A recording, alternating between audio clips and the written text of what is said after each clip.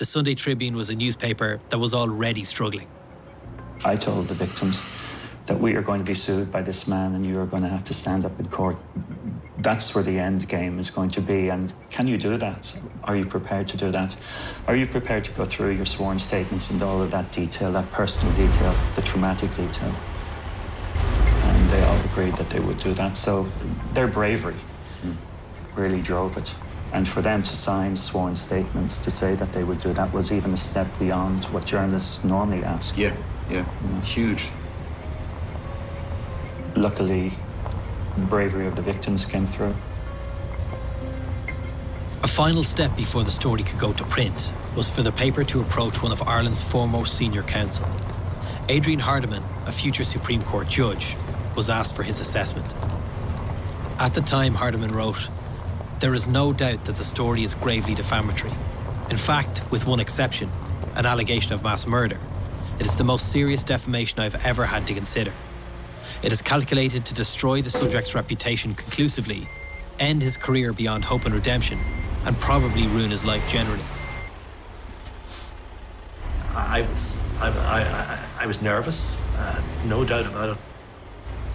I knew who he was and what he had done, and I knew he was going to get clean away if we didn't do that. I certainly remember the moment when, the decision had to be taken. I knew it would be a big story because he was the Olympic coach. On the 4th of December 1994, the Sunday Tribune ran a front cover with the headline, "Top swim coach Gibney is child sex abuser." 1850 856666.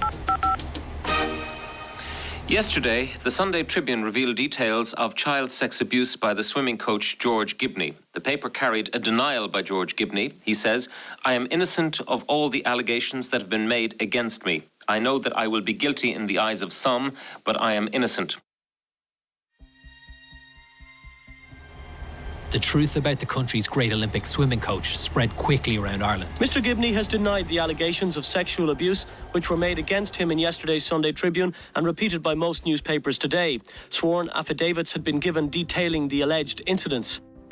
The BBC has made several attempts to contact Mr. Gibney for comment, but so far he hasn't made any public statements. We've been attempting this morning to contact George Gibney, but to no avail.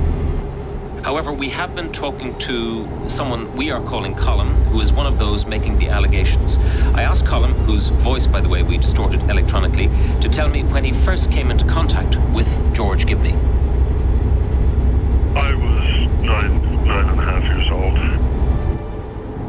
And when we were finishing the bench press, the weights were put down, the light was switched off, and then he would come over and lie down on top of me, and things would start from there. The distorted voice of Colin was actually Chalky White. It was Chalky's first time speaking publicly about what had happened. This has now been published in the Sunday Tribune and been taken up by other newspapers and become something of a media sensation. The only reason that I decided to continue to press this whole case was just to make sure that the man would never be able to work with kids again. Gary O'Toole?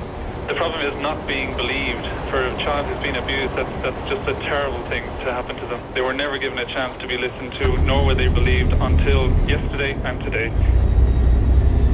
You know that George Gibney has denied strenuously all of this? Well, absolutely, and I didn't expect him to do anything different. The George Gibney allegations that we made, there seemed to have been a wink and a nod attitude within the association itself, and no one ever pursued any of the rumours that were going around the swimming pool. There are detailed reports in the paper today of swimmers that had gone to them and told them what was going on, and they ignored or they just refused to believe it.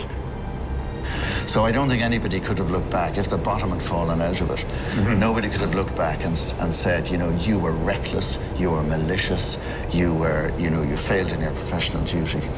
We had a moral imperative as well, because we were comprehensively destroying a man's reputation. Absolutely. We knew we were doing that, and we had to have good reason for doing that. And if you didn't have good reason for doing what we did to George Gibney, then you shouldn't do it. Yeah, I mean, I would slightly quibble with that. I think his reputation was destroyed by his own actions.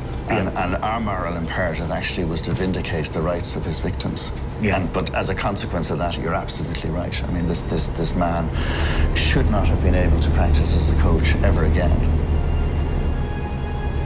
It's perhaps surprising that George Gibney was given a fresh start in Edinburgh by the elite Warrender Club, while he was awaiting the trial that never took place.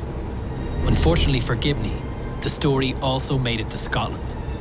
The BBC were alerted to the Sunday Tribune article by parents from Warrender Swimming Club.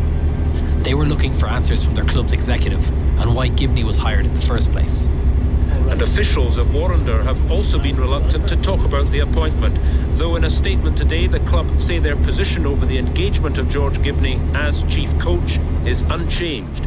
In the knowledge that no proceedings were being taken against him, George Gibney remains chief coach of Warrender Baths Club. Grab a seat there, and I'll, if you don't mind, I'd like to record your reactions to this, if that's okay. Do you want to put the headphones on so you can see it, or so you can hear it? Warrender members plan to meet privately on Sunday night. They are angry that the club committee, who've backed Mr Gibney in his post, say they have the parents behind them. Nobody can be certain, in fact, of a man's innocence or guilt. That isn't our place, actually. As I say, bloody hell. It was here. And if there's doubt, the children, in fact, shouldn't be, involved in it at all. So what demands are you making of the club immediately in respect of the coach? That Mr Gibney, in fact, be replaced. This is Brian Latimer. Brian's children were swimmers at Warrender at the time, and he became something of a spokesperson for the parents. Today, one couple, after being in touch with Irish police, shared the information they'd been given with other parents from the club. I think the biggest my wife. worry is the fact that the executive, in my opinion, are actually, in a way, playing Russian roulette with our children's safety. Brian's late wife Ellen was a former swimming coach herself, and she organised meetings about Gibney amongst the parents. I had forgotten the meeting took place at my house. I'd forgotten there was a camera there as well. And my wife was around as well. Dear God, I forgot all about that. I knew vaguely, in fact, there was a meeting somewhere, but I forgot that it was here. Dear goodness. Time I was in my old people's home myself, actually, really, isn't it? I think you look very similar to what you do then. I think you've aged very well. Oh, God, save us. How would you judge your media performance there? I think it was pretty terrible. Oh.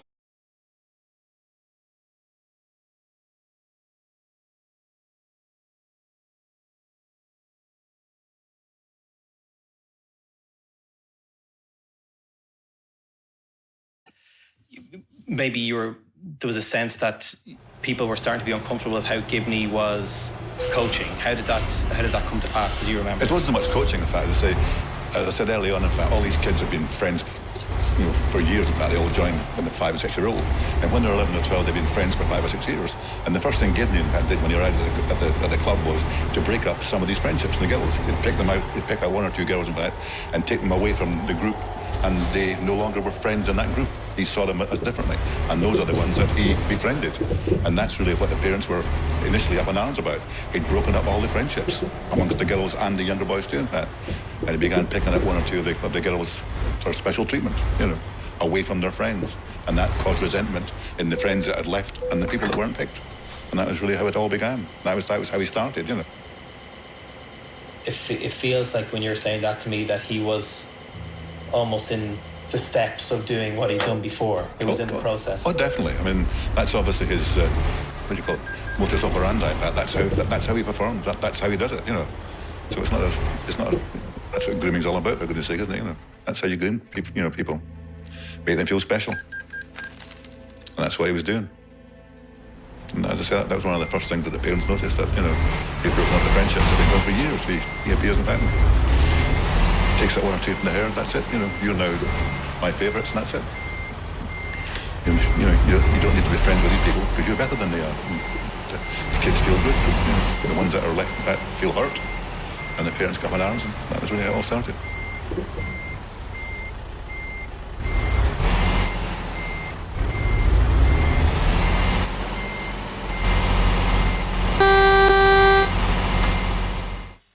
One of the parents behind Sunday's meeting was on the appointments committee but voted against Mr Gibney being taken on. It's emerged that Warrender offered George Gibney the chance of an interview before the case against him was eventually dropped in the Irish courts. And the club's committee were fully aware of court proceedings against him when he was appointed. Indeed, the allegations were discussed at his interview. I don't myself see how the Warrender Swimming Club, after knowing the man for 3 months, can form opinions, and such strong opinions on his past life, whatever it was, and completely disregard the advice we've had, in fact, from Irish people and Irish swimmers who say, in fact, all is not above board and all is not kosher. As I say, I find this strange, in fact, that they are not prepared to listen to anybody else other than the man himself. We knew nothing about this. The parents knew nothing about that at all, actually. The committee, in fact, obviously, as it says there, in fact, knew all about him. But the parents weren't told. We knew nothing about that. Which part specifically did you know nothing about? About Gibney's past. It wasn't until I phoned Ireland, found out from the police, in fact, that he had been prosecuted, although it had failed. We didn't know that there had been a prosecution case in Ireland at all. Nobody told the parents that. I phoned the Garda, told them I was a concerned parent, and asked them what the situation was, and they explained as best they could what had happened. Our executive could have done this quite, as easily as I did. He came as a personal friend of Francis and Hammy, simple as that. They knew him. They told us that they knew him in Ireland, and he was a well-respected, wonderful chap, simple as that. Francis and Hamilton Smith were the high-profile friends Gibney needed to get the job in Scotland. He came in with the best of recommendations. Hammy and Francis, you couldn't get better than that. Warrender, that was it. Hammy and Francis, who ran Warrender, And again, that's a scary part, If they were recommending him, for goodness sake, why couldn't they see what everybody else saw? Hamilton, or Hammy, was one of the most successful coaches in British swimming in the 70s, 80s and 90s. As well as coaching alongside Francis at Warrender, he developed 10 Olympians and 30 international swimmers in his career. They included the famous British Olympic medal winner, David Wilkie. As I say, if a paedophile like Gibney, in fact, is taken to court in Ireland, and then he's reintroduced in Scotland by one of the major voices in Scottish and British swimming, in fact, as being a good guy, people with responsibility, in fact, for children shouldn't be taking any chances whatsoever, in fact, with anybody's reputation, The support from the Smiths came long before Gibney arrived in Scotland. In a letter to Trojan Swimming Club that we tracked down from September 1993, Francis signed off with, "We shall be thinking of George in the coming weeks." Gibney's lawyers were attempting to stop the trial from going ahead at the time. And their support continued even after the Tribune story. Hamilton described Gibney in the media as a man of extreme integrity, and Francis said that he 101% had her support. When contacted, Frances Smith told me she didn't want to talk, that it was all in the past, and that she no longer has any contact with George Gibney. Last night, as youngsters arrived for a training session, Mr Gibney was apparently hiding in a nearby supermarket before being smuggled in. I called again at his house today, but so far he's refused to comment except to say there's a vendetta against him. Alan Mackay reporting Scotland, Edinburgh. Over the course of just 5 days and 3 BBC Scotland TV reports, it seems the pressure of the parents finally took its toll. The decision to sack George Gibney was made by the Executive Committee at a meeting yesterday. Until then, the club had stood by its chief coach. It was aware of allegations of sexual abuse of children made against him. The allegations, which surfaced in Ireland, have never been tested in the courts. After the meeting, a statement from the club said, "Following further information received, the committee decided to terminate the engagement of the chief coach George Gibney with immediate effect. This decision was taken in the best interests of the club." I must ask you what I need to ask. What I think is I'm not clear about is that we saw in the video there was a statement saying that Gibney had been removed by the club, but to me, from the people I've spoken to in Edinburgh, he walked from the club. He just disappeared. Yeah, removed. There was no sort of meeting and, sort of formal discipline meeting, in fact, saying you're removed, you're taken, he just vanished. And with that, George Gibney had disappeared. Today, at the Edinburgh address where George Gibney was known to be staying, the BBC was told that he's now moved away. Nobody came to do the kids at his coaching session. He just wasn't there, you know. We weren't told, in fact, he's left, you know. He just didn't bloody appear, you know. Just disappeared, that was it.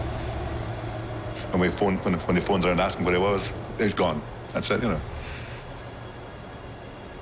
Just upped and vanished. Swimming's George Gibney, the confident character that loved to appear in TV studios whenever he could, was gone forever. Many decisions have been made by me over the last 4 or 5 years, and I think that's what has brought Irish swimming through. We're joined, as I said, by George Gibney. George Gibney. Our great Olympic coach. In his place, he'd assume a new character. All references to swimming would be removed from his resume. He'd be the mass-going volunteer who travelled with rosary beads and who made a new life for himself in America. He'd become John Gibney. Today, at the Edinburgh address where George Gibney was known to be staying, the BBC was told that he's now moved away. Charlie.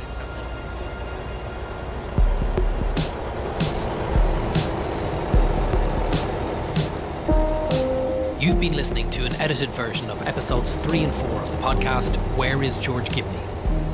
You can hear the series in full right now on BBC Sounds. If you've been affected by any of the issues in this series, please contact support organisations in your own country. For a list of organisations in the UK that can provide support for survivors of sexual abuse, go to bbc.co.uk/action line. Where is George Gibney is a second captain's production for BBC Sounds, written and produced by me, Mark Horgan, and Kieran Cassidy.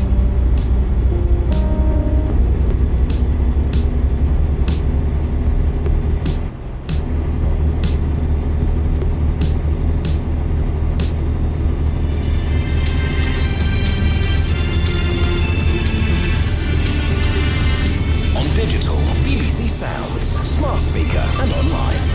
This is BBC Radio 5 Live. BBC News at 1 o'clock. This is James Kelly. Boris Johnson is attempting to head off a rebellion by his own MPs. Due to come into force in England when the lockdown ends on Wednesday. The Commons will vote on the measures on Tuesday. In a letter to Tory backbenchers, the Prime Minister promises they'll get another chance to consider the restrictions before they expire on February the 3rd. But the Conservative MP for East Worthing and Shoreham, Tim Lawton, says nothing in Mr Johnson's letter was new, and he had this message for number 10. Please give us the information we've asked for. I mean, how are we supposed to answer our constituents saying, how does this add up? That in my area, and it's the same with many other MPs up and down the country, we are going to go into a higher tier coming out of lockdown than we actually entered it with, and lockdown has hopefully been beneficial in restricting the spread of the virus over the last 4 weeks. The political commentator Joe Phillips says the Prime Minister is running the risk of making more promises that ring hollow. The lack of clarity throughout on the messaging about what's allowed to be open, what's not allowed to be open, and travel, and then complete, free-for-all over Christmas. I think it's rather left the Prime Minister floundering, and he's making promises which I'm afraid will, turn out to be empty promises, because he can't possibly tell what's going to happen in 2 weeks, certainly not by the end of January. The minister's been appointed to take charge of the deployment of coronavirus vaccines in England. Nadeem Sahawi is stepping aside from most of his duties in the business department to focus on coordinating the operation. More than 150 people have been arrested for taking part in an anti-lockdown demonstration in central London. Scotland Yard said it had turned away coachloads of protesters. Humanitarian charities have criticised a new agreement between Britain and France to curb the number of migrants trying to cross the English Channel. They said the £28 million deal, which will see increased French police patrols and more surveillance, will do little to stop vulnerable people trying to make the dangerous crossing. Football, West Bromwich Albion have moved out of the Premier League's relegation zone after beating fellow strugglers Sheffield United 1-0 at home. United's manager, Chris Wilder, says the chances his side missed had left him scratching his head. There's no hard luck stories, there's no this, that and the other. We've got into some fabulous positions tonight. The stats will say it, my eyes will have seen it, all the players will have seen it and felt it. and I don't think it's a difficult one to discuss from pundits or everybody that watches football. We've done more than enough to win a game comfortably, in my opinion. That's BBC News. It's 3 minutes past 1. Across BBC Local Radio and BBC Radio 5 Live, Jim Davis. Thank you. Hello, good morning. It's just after 1 o'clock now on this Sunday morning, the 29th of November. I'm Jim Davis with you now through till 5 o'clock across BBC Local Radio.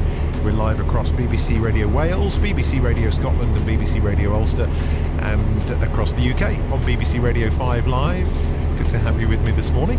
Our lights are on, of course, our lines are open, and we are live through the night to keep you company, take your call, listen to what's on your mind. I am already looking forward to our conversation this morning. And here's the number you need if you'd like to come and join in at any time.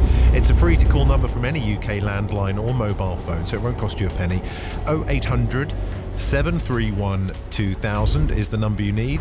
Now, I appreciate that is a slightly different number from the one you're perhaps used to, depending on which station you're listening to. We're coming to you from the studios of BBC Radio London this morning. The number you need then is 0800 731 2000, and I'm delighted to have Lauren and Will with me through the glass, ready to take your call this morning if you'd like to come and join me on the air. You can text, of course, as well, 81333 if you'd prefer to get in touch that way. Just start your text with the letters UK, or you can email me as well anytime. jim@bbc.co.uk is my email address. So lots to talk about as always, and as you know, we have an open forum on the programme with the ongoing impact of the pandemic on all of our lives. Tonight, though, it's about the tier system, really, that particularly as it affects England, but there are various different restrictions in place across the whole of the United Kingdom, which you may have an opinion to share, and I'd like to hear it. Tonight, though, the Prime Minister, Boris Johnson, is warning that there will be disastrous consequences for the NHS without the introduction of the new tiered coronavirus restrictions when they come into effect as of Wednesday. That's as the new national lockdown ends on Tuesday night into Wednesday morning. So the Prime Minister is facing something of a rebellion tonight from his own backbenchers over the stringent measures urged. He's urging the nation now to work together with the tiering system, testing as well as vaccines. He's written a letter to Tory backbenchers in which the Prime Minister promises they'll get another chance to consider the restrictions before they expire on February the 3rd. But the Conservative MP for East Worthing and Shoreham, Tim Lawton, says that nothing in Mr Johnson's letter was new. Boris Johnson says he understands this tier system is frustrating for some. I know it's very frustrating for people who feel that they're in an area where, a high tier area, when there's very little incidence in their village or their area. I totally understand why people feel so frustrated. The difficulty is that if you did it any other way, first of all, you'd divide the country up into loads and loads of very complicated subdivisions. There's got to be some simplicity and some clarity. Well, writing in the Mail on Sunday this morning, Mr Johnson said that he believed Easter would mark a real chance to return to something like life as normal, but stressed that it was still too early to relax restrictions. He said, "We can't blow it now. We can't just throw it all away, not when freedom is in sight." He says we've worked too hard, lost too many, sacrificed too much just to see our efforts incinerated in another volcanic eruption of the virus. He goes on, he said, "We are so nearly out of our captivity." You might roll your eyes at the next image he invokes, but he says, "We can see the sunlit upland..." Fudged it, sorry. He said, "We can see the sunlit upland pastures ahead. But if we try to jump the fence now, we will simply tangle ourselves in the last barbed wire with disastrous consequences for the NHS." The rolling of the eyes is the imagery of the sunlit upland pastures, which of course he and other politicians particularly invoked with regards to the Brexit campaign. But he's using that same image now in a bid to promise happier times ahead with regards to our efforts to combat the virus collectively. He finishes by saying, let's do this job properly. Let's work together with the tiering, testing and vaccines. Let's make 2021 the year we'll kick COVID out, take back control of our lives. There's another Brexit image that he's reusing, and reclaim the things we love. So, my question: do you trust Boris Johnson? Do you trust the tier system? Some of his own backbenchers are feeling very frustrated by it. Elsewhere in the UK, I think it's really interesting to see how the various different nations are coping with the next few weeks. Of course, Northern Ireland has just begun another 2-week circuit breaker lockdown there. In Scotland, each area is being placed into one of 5 tiers, so arguably even more complex. But more nuanced in the process. In Wales, the First Minister Mark Drakeford has said that pubs, restaurants and bars will be subject to stricter restrictions, which are not yet finalised in the run-up to Christmas, so they'll come into force from Friday the 4th of December in Wales. So we're in a holding pattern in Wales with regards to the next phase there, ahead of the Christmas break, in which we're all going to be let loose to travel and do what we want to within our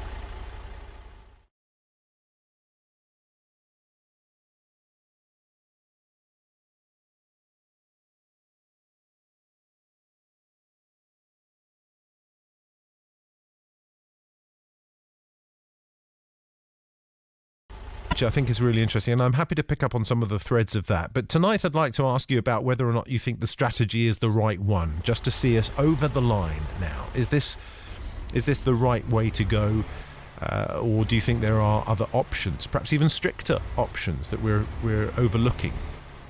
0800 731 2000. And how do you feel about the Prime Minister looking at a sizable rebellion amongst his own Tory backbenchers? It may be significant enough for him to have to rely on the Labour Party for their support in the vote come Tuesday to introduce the tier system legally in time for the end of the national lockdown. 0800 731 2000. Open forum on the last. Always if you want to join to share. Now, aside from that, tonight I was really taken by an interview I watched online tonight with the 2-time Oscar winner Jane Fonda. I've been a fan of Jane Fonda my whole life. I think my mum was quite a fan because she used to do the aerobics. Because Jane Fonda was the queen of aerobics, wasn't she, in the 80s? She's looking astonishing. I mean, I have to say, she still takes her fitness very seriously, and it tells. She's in her 80s now and looks absolutely wonderful, I have to say. But aside from the aesthetics of the situation, I've admired Jane Fonda for her acting. One of my favourite films of all time is Neil Simon's California Suite, which I absolutely love. But she's more focused these days on climate activism, and it's in her capacity as a climate activist that she's been interviewed by the BBC as part of the BBC 100 Women programme. She, in the interview, she claims it's much harder to be young than it is to be old today.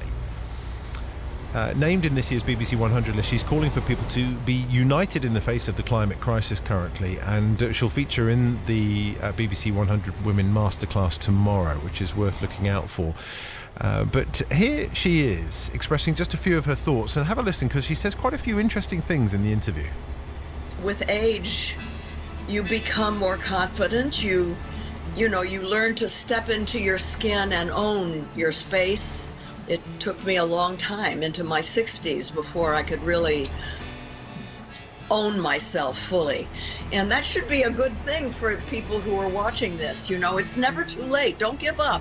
Don't settle or give up too soon. Because if you keep working at it, you can become who you were meant to be later in life. In fact, it's much easier later on. It's much harder to be young than it is to be old, let me tell you. Women are much less vulnerable to the disease of individualism. We understand interdependence. We tend to like being in community. I mean, look at book clubs and quilting bees and sewing bees and all the way back to the times of hunter-gatherers.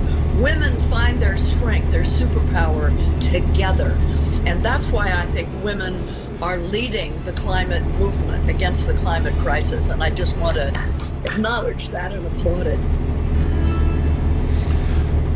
It's hard not to be taken in by Jane Fonda. She's just so endearing, isn't she? And I wonder whether or not there's something in what she said there that really chimes with you. The idea of stepping into your skin being much easier as you age. Owning yourself was really interesting. Become who you were meant to be, is what she said. There's a philosophical stuff in there worth chewing over, I think, and I wonder whether or not you agree. Have you become more aware of yourself, perhaps, as you've grown older? Have your priorities become clearer? And your willingness to act upon them? And I'm also really interested in the idea of whether or not it's harder to be young today than it is to be older. Maybe that's always been true. I was having a conversation with Will, producing, who's in his early 20s tonight, answering your calls this morning, and he says it's really tough at the moment. A lot of his friends are finding it really hard to find their position in life, find out who they are. The impact of social media has twisted a lot of how young people feel about themselves through the prism of social media now. So you're almost judged upon your value. And your currency is judged independently by how many followers you have on TikTok or Instagram, which I think as we grow perhaps a bit older, we might realise is a false god. It's not necessarily something that really is worthy of chasing, and yet it seems to be so utterly prevalent amongst young people's lives today. And I wonder whether or not you agree that perhaps even when you were younger you found it hard to identify who you were, what your place in the world was, what your priorities were. And as you've aged, have you become more confident? Have you found yourself, have you been able to become who you were meant to be? Oh, isn't that fascinating?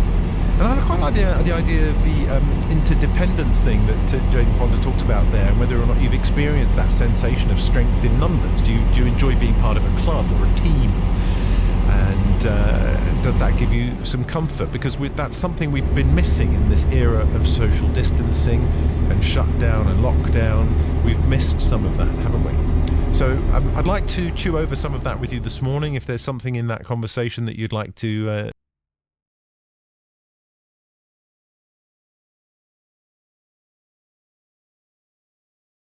conversation evolves on this programme, and you're very, very welcome to chip in on any of it. 0800 731 2000 is the number to call. Now finally this morning, as you know, I like to do a lighter topic as well, and I can't remember the last time I talked about quiz shows and game shows on the radio, but a brand new one launched tonight, which is Split Opinion on BBC One, hosted by Michael McIntyre. The brand new Saturday night super quiz show launched, and it's called The Wheel.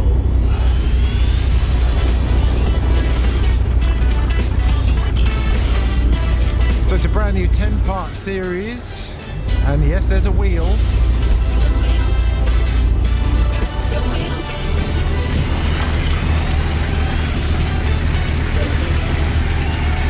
Welcome to the wheel! Yay! Celebrity experts on the wheel tonight. Oh, Michael McIntyre, he is quite a one, isn't he? So it's a 10-part series. There's a physical wheel on which it's about 42 foot wide, I believe. 7 celebrities sit around the circumference of this wheel. Before we get to that one, though, there is a smaller wheel on which the contestants need to be spun first of all to select who's to play. Comedian and host Michael McIntyre came up with the format and says we came up with the idea of having another wheel within the wheel. I'm getting lost already. But of course the celebrities spin round as well. They have specialist subjects, and then as the contestant is picked, they join the celebrities in the middle of the main wheel, and their game begins. They have to answer questions and try and stay on the wheel until the very end, at which point they can win the accrued cash pot. Sometimes I think with quiz shows it's simpler is better. I think that's why shows like Who Wants to Be a Millionaire works. You just climb a simple cash ladder by answering questions, and there's really not much more to it than that. And it's such an enduring format, and it's sold all over the world, and it's just a huge success, even now with Jeremy Clarkson in the main chair. But it's split opinion, this new show on the telly tonight. Social media came alive chatting about the wheel, some delighting in the comedy antics of Michael McIntyre and his dad dancing as the wheel span around, others asking what fresh hell is this. I think oh gosh, I mean, whether they go home with the cash or not, I think some of the contestants will definitely go home with a headache after all that spinning around. So it leads me to ask you, what are the best quiz shows? What are the best game shows in your opinion? Have you ever been on one? I have to say, one of my favourites of all time will always be The Weakest Link. Aside from the cruelty aspect, which I think we all know was tongue-in-cheek from the wonderful Anne Robinson, the brutality of The Weakest Link. I quite liked the format, the idea of working as a team and banking the money up and oh gosh, and who was the weakest link and so on. It was a good format. It worked for a long time. Pointless as well, although I'm getting a little weary of Pointless because it's on so often, but I do quite like that and the simplicity of it. But favourite quiz shows, greatest ever quiz shows, let's look back over time. Have you ever been on one as well as a contestant? Do call and tell me your experience of being on a quiz show. What was that like as well? 0800 731 2000. So we'll have a nice fun chat about that as well on the programme this morning. Right, let's get to the phones. Coronavirus, the tier system, do you agree with it? Is it the right strategy? Jane Fonda's thoughts on growing older. And is it harder to be younger or older today? And of course, quiz show. So lots to chat about then. The lines are open. Get dialing if you want to come and join me on the air. It's 0800 731 2000. You can text 81333, starting your text with the letters UK, or you can email jim@bbc.co.uk to get hold of me that way. And there's plenty of ways to get in touch and get involved in the programme. Right, we're going to start tonight with Johnny in Belfast, and then we'll see where we go after that. Johnny, how are you, sir? I'm up late again because of you. I love your silky smooth tone of your voice. I'm annoyed because I rehearsed the Sunlit Uplands quote, and then I went and fudged it live on the air. Proves we're live, eh? Well, exactly. But no, I was romancing again tonight, and I took on board your comments from last Saturday when I spoke to you about staying safe.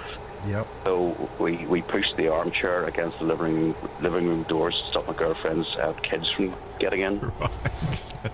That afforded you some peace and quiet. On a serious point, what I wanted to say was I don't really understand the government's strategy behind what they're doing now, basically saying there'll be a free-for-all between the 23rd and the 27th of December. Yeah. Are we really sort of standing to undo all the good work and the sacrifices that we made over the last 9 months for 5 days just so people can enjoy Christmas? And then the implications of that then obviously is the next big event is New Year's Eve. Yeah. And they're going to try and reimpose the restrictions coming up to New Year's Eve when people have sort of been let loose to congregate. You know, they're saying 3 households can get together, but there's no numbers cap on that. I mean, 3 households could be 30 people. We haven't heard much about New Year's Eve yet, and I can understand why. I mean, one step at a time. Let's deal with Christmas first. And you can understand perhaps the authorities' concerns about the normal nature of New Year's Eve and Hogmanay celebrations, which are absolutely driven around congregating and celebration together. Mm-hmm. Can you imagine doing Auld Lang Syne on your own? Who do you link arms with, for goodness sake? I mean, it doesn't. But in Northern Ireland, of course, you're facing quite severe restrictions at the moment. Up to the current set of restrictions are in place until the 10th of December, with the key message still being stay at home. Very much so. I mean, I rang my son this afternoon to see if we could go out for a walk with him. And he said his mother's not letting him out of the house because of the lockdown. I'm saying, but I'm your dad. Can I not go for a walk in the park? No, Mum's not letting us out. But I just think the whole thing's crazy. I mean, Northern Ireland locked down again midnight or last Thursday. I just think it's so unfair because the second spike came when the schools and universities went back. And I think I've got lots of friends who are school teachers, and they're saying the schools a very safe environment, or as safe as it can be when you've got 1,000 pupils. Was that cause and effect, though? I mean, after school, in terms of the schools going back and universities going back, I can understand that may well have contributed to the rise in the number of cases and the spread. But was that a price worth paying to re-establish our children's education, do you think? Yeah, I mean, they're trying to do 3 things at once. They're trying to protect the economy, get the kids back into full-time education, and tackle the virus. Sure. And it's almost like the 3 things are mutually exclusive. I don't think you can do all 3 things at once. And I mean, I'd said back when I was on the radio back in sort of February, March time when this happened, that we should have followed the lead. I mean, Britain and Ireland are 2 island nations. We should have followed the lead of what New Zealand did as an island nation, and just close the ports, prevent the movement of people coming in or getting out. And I mean, New Zealand and Australia have it sorted. I mean, I was watching the Australia All Blacks game today in the Tri Nations Rugby, and they had a full stadium.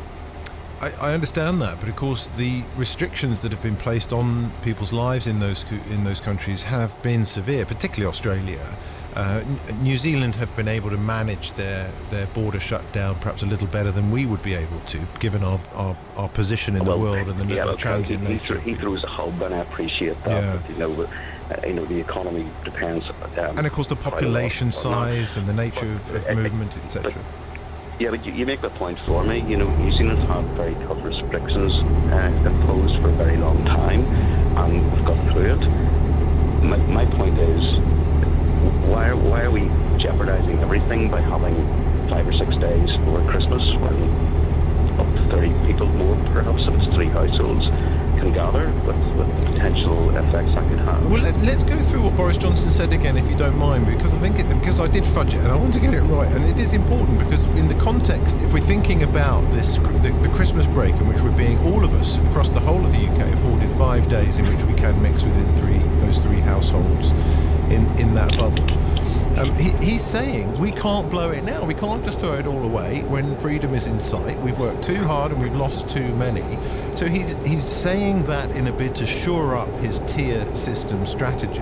And at the same time, within the next 4 weeks, we're going to have this 5-day break in which he's going to say, well, practically, and by no means this is, this isn't strictly correct, but by practically all bets are off. So go mix with who you want, travel where you want, go where you want, stop off at whichever motorway service station you want. I mean, it doesn't sit together very clearly, does it? Well, I think there's 2 ways of looking at what Boris Johnson said. I mean, on the one hand, you could say, as Prime Minister and leader of the country, he's abdicating his responsibility for keeping the country safe. And on the other hand, you could say, well, he's doing the right thing because he's basically placing the responsibility back on the individual to behave responsibly. Hasn't it always been that? I mean, given he can't manage our lives individually, can he? Yeah, but it comes down to something as basic and as personal as me wanting to go out for a walk with the son, and his mother saying no, it's lockdown, you're not allowed out. I mean, that seems a bit extreme. Yeah, well, of course, and you are allowed out. You are allowed to see him, and you are allowed to take exercise. So either she's misinterpreting the rules, or is perhaps worrying overly. I don't know. It's hard to know what's going on in her mind, isn't it? I've said to you before, Jim, I share a house with my 84-year-old mother who's got underlying health problems, sure. And I think my ex-wife's probably looking at that from the point of view that the kids are asymptomatic and they could be carriers, and they could give something to me, and I would be asymptomatic and potentially infect my mum. So I think that's where the whole thing's stemming from, but it doesn't make it any easier.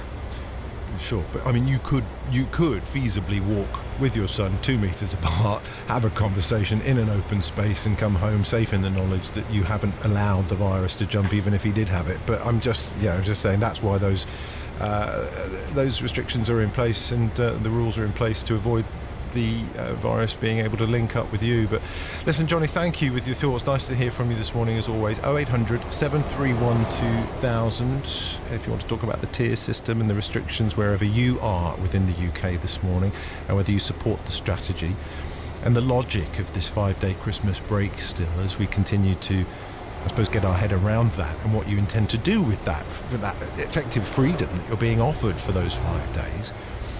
Do you welcome it, or do you think that in itself will go a great deal of the way to undo everything that we've been asked to achieve with all of these restrictions and lockdowns so far? 0800 731 2000. Carol's in Bath next. Then hello, Carol. Good morning to you. Hi. How are Hi, you? I'm fine. Good. I think that cross-party thought would be good here, and Boris is not. He's just decided he's not going to listen to Keir Starmer. And I remember at the election he mocked the amount of money that the Labour Party were going to spend on, putting the country back together. But he's found the money. he's spending the money, and he's not really getting very far, is he? Because he doesn't kind of his strategy is useless. I haven't heard him say an awful lot about Keir Starmer, actually. In fact, paying lip service to him really, even only in PMQs. Keir Starmer, but when they speak in the House, all Boris Johnson does is fling back irrelevant stuff at him.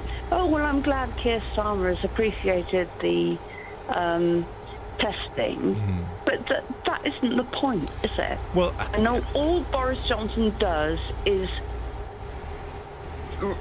just not answer the question that's put to him. Hasn't that always been the way, though, at PMQs? Do we ever genuinely get an answer to any of the questions that are posed from occasionally we whoever? Do. We do get from Keir Starmer. Yeah. So it shouldn't be about politics, is what you're saying. It's time to... No, it should be about the people. Sure. And they can... Keir Starmer is a very intelligent man with a legal background. Boris doesn't have that. And we need an all-party kind of a get-together. Ironically, though, tonight it's not the Leader of the Opposition who is the Prime Minister's main concern in a bid to win this vote. It's his own backbenchers that he's trying to win over tonight. And it may well be... If there was an all-party... But that's what I'm saying. It's collusion on this. The Labour Party is an irrelevance. No, but my point is the Labour Party at this point in the dynamic is almost an irrelevance. It may be that Boris Johnson needs the Labour Party to win the vote on Tuesday, but at the moment the battle he has on his hands is with his own backbenchers, and to my mind that's a more significant issue, really, because if the Conservative backbenchers aren't supporting their Prime Minister in this strategy, I'm wondering whether you do. Well, no, I don't. You don't? Okay. No. What is it about the tier system, then, that you don't trust or don't like or don't support? Because it's unfair. Nationwide. Too arbitrary? You can be... No, but no. It's unfair nationwide. I live in Bath. Mm-hmm. I'm in Tier 2. Mm-hmm. Bristol is, however many miles away, and it's in Tier 3. Mm-hmm. People in Bristol work in Bath. So the cross-contamination between they shop areas. In Bath. Yeah. Okay. So you think it should be a national approach, even more arbitrary in that case? Well, I think it should be a total lockdown. Right. Okay. And I think it should have happened earlier. And it should have happened across the board. But how does that facilitate people working and the economy trying to falter through the last few months of this? Can we stop talking about the economy, and can we talk about lives and health? Well, the two go hand in hand, don't they? Because if we don't have an economy, we don't have the money to pay for the NHS. We don't have the ability for people to... They discovered the money tree, and that's what it's all about. Oh. It's all about money. We are the sixth.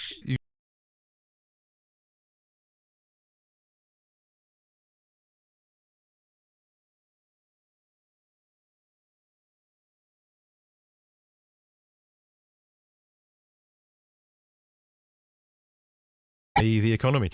Carol, thank you. Interesting to hear your thoughts. 0800 731 2000. Let's go straight to Francesca in Nottingham next then, and then we're off to Ipswich after that if you want to come and join me. We're talking game shows as well. We're talking Jane Fonda's thoughts on growing older. I'm interested in your thoughts on whether or not you've grown to understand yourself better as you've grown older and become more aware of yourself, as she said. Is it harder to be young today than it is to be older? Any of your thoughts on that are very, very welcome here on BBC Local Radio, together with BBC Radio 5 Live. Francesca, good morning. How are you this morning? I'm fine, Jim. How are you? Yeah, I'm really well. Thank you for your call this morning. Right, I'm all ears. I think you ought to talk game shows, don't you? Yeah, well, as soon as I tuned in, that's what you were talking about, and the first thought I had was Family Fortunes with Les Dennis. Oh, yeah. Where, you know, if it's their self. See, that show worked best when it went wrong, didn't it? You know, when a family member came up with a total nonsense answer to the question. Like, where was your brain going when you answered that question? I think it's the pressure of it, isn't it? People just blurt out the first thing that comes into the head that doesn't necessarily have anything to do with the question that was asked. Genius. But then also, I used to love supermarket sweeps, and it was kind of like a dream of mine to be on that show one day. Because I just love the fact of just running around the supermarket picking up loads of stuff. Yeah, that's back, actually. I think that's back on the telly at the moment, supermarkets. You can't do it without Dale Winton. This is the other thing I was going to say. Once they change it, because you said that Jeremy Clarkson's doing Who Wants to Be a Millionaire. Now, that's not the same. It has to be Chris Tarrant, or I think it just needs to be left. Yeah, it just needs to be left. We don't want to give you that. Was, I think. Yeah, but then because obviously I was then waiting, and I thought of the catchphrase of Les Dennis. I thought also of Bullseye. Oh gosh. Was it Bullseye when he used to be like, "Let's take a look at what you could have won." Yeah, I know. Can't beat a bit of bully. Parade all the things. Yeah. Catchphrases pervade their way through all game shows. A good game show has to have a great catchphrase, and I think Michael McIntyre's tonight is Spin the Wheel, which I don't know how great that was. That's not going to go down in history, is it really? But it's not quite up there with the rest. But I think you're right though. It has to be something that you as soon as you think of the program, you associate that with it. And I think that works. That's the same thing with the presenters. I think, and even I remember Carol Vorderman saying with Countdown, as soon as Richard Whiteley had passed away, she's like, I can't do it. Can't do it with anybody else. Yeah. And don't get me wrong, Nick Hewer and Rachel, they do a great job, but it's not the same, is it? It's not the same. Do they have a catchphrase on Countdown? I can't think of one. One from the top and 5 from anywhere else, I think, is probably as good as you'll get, but I can't think of any other catchphrases they use. But Family Fortunes is one of those shows which has just stood the test of time, almost regardless of the host, hasn't it? Because I think they've changed hosts 5 or 6 times on Family Fortunes, and it's still good. Is it Vernon Kay who presents it now? But you think the Les Dennis era was the best, do you? Oh, we've lost Francesca off the line. Okay, well, fair enough. Right, Family Fortunes, that's up there on the list with the greatest ever quiz shows. I'm just looking at some of the best ever wrong answers on Family Fortunes. Something you'd borrow from your partner? Shoes. An orange vegetable. Aubergine.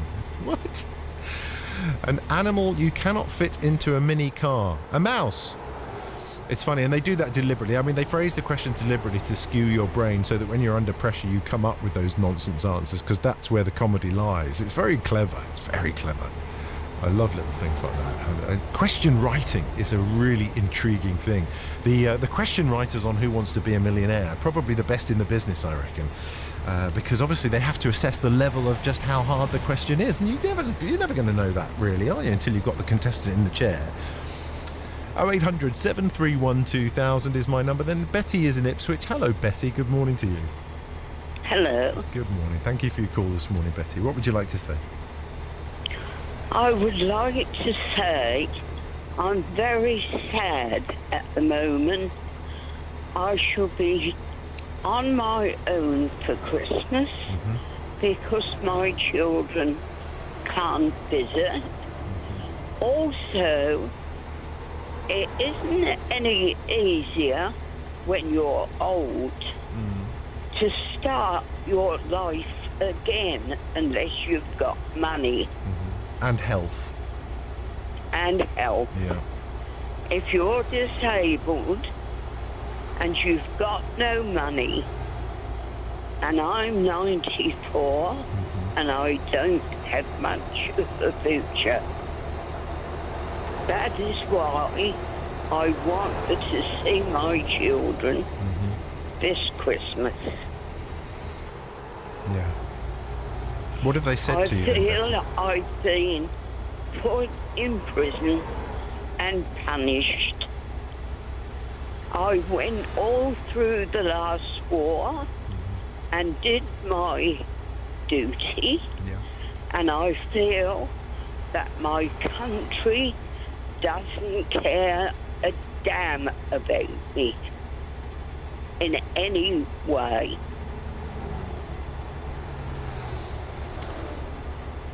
Our efforts to protect the vulnerable are designed specifically so that people like yourself, Betty, don't have to deal with this vicious virus that would be particularly nasty if you were to be unfortunate enough to contract it, which I'm sure you fully understand. I'm not I do I'm not teaching you to suck understand eggs. that, Yeah. but it's very hard to sit in a block of 48 flats, and sometimes there's nobody in them but me alone. And it's a horrible, horrible feeling. Most of them are young and they go out. I've got no transport. The roads where I live and the pavements have got too bad to push a wheelchair. I feel I live in a very strange place at the moment. How many children do you have, Betty? I have 4 children. I have lost one. I have 9 great-grandchildren. 9? But I don't see any of the great-grandchildren. They've all got their own lives. They live abroad. And they don't live near me. So I am very isolated. How do you think your children would feel if they were listening to the radio tonight and heard their mum express what you've just told me? I don't think they'd worry too much. If not, they would have helped me before, wouldn't they? I'm sorry to be such a misery. Don't apologise, Betty, please. It's so important that you don't feel like you're being negative at all. This is your life we're talking about here, how you're feeling about everything going on in your life at the moment. And I feel very bitter towards my country. Everything that I enjoyed has been taken away. It's deteriorated rapidly. That's how I feel about it.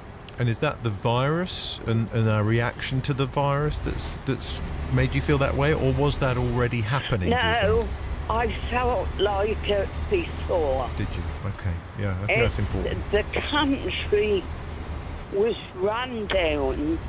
The national health has been what I call raped.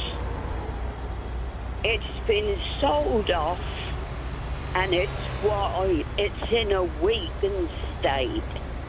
If it had been kept up and we'd got isolation hospitals like we used to have, we wouldn't be in the mess we are today. The government are protecting their own interests more than the people. That's how I feel about it. Given that there is some indication now, Betty, that there's a bit of light at the end of the tunnel with the prospect of a vaccine and a chance for us to reclaim our lives, hopefully in the early part of next year, are you feeling there is some optimism there or some hope? No, I don't trust anybody. I'd be a bit scared to have it. The vaccine? The last time I went into hospital, it scared the living daylights out of me. When did you last go into hospital? about 3 years ago, I broke my leg. And I thought, it's not just about money. It was the way the youngsters had been trained, which was bad. I'd been in the hospital years before with multiple sclerosis, and I'd had wonderful treatment. But I'm scared to go in the hospital now. I wouldn't go in. I know there are people that are doing wonderful jobs. But you feel the quality. You feel the quality has diminished. Yeah. We've got to train our youngsters better. We've let them down over the years. Betty, I'm very saddened to hear your situation, and I understand why your children feel the need to, I suppose, keep their distance over Christmas, but that's obviously going to make you very sad, isn't it, over the next few weeks? Yes. Yeah. Well, it's not just sad. When I am so isolated and haven't got anybody to pick the phone up and talk to, I am frightened. Okay. Betty, before you go tonight, will you just hold the line for me, and my producer Lauren is just going to check that you've got the relevant support number, and we'll give you a couple of phone numbers that you can call. You know, Silver Line, for example, is brilliant, and there's lots of others. I do know Silver Line. Good. Well, they're doing incredible but unfortunately, I broke my leg when I was in the middle of it. Well, Betty, I'll put you back to my producer Lauren. She's going to pick up the phone, so you'll hear Lauren's voice next, and then we'll make sure you've got some contact numbers. But thank you for calling tonight. That was very powerful, and I'm quite taken aback and moved. And I'd be interested to hear your reaction. Already quite a lot of reaction coming into Betty's call on the email. For example, Sian in South Wales saying Betty would be deeply cared for if she was in the same if she were in that same rundown NHS. Trust or no trust, there are plenty of great NHS workers as well as bad, real angels putting their lives on the line, says Sian. So thank you for that. On the text as well, with regards to Betty's call just there, 81333, starting your text with the letters UK. I'll perhaps read some of those in just a moment or two, but what do you think about that?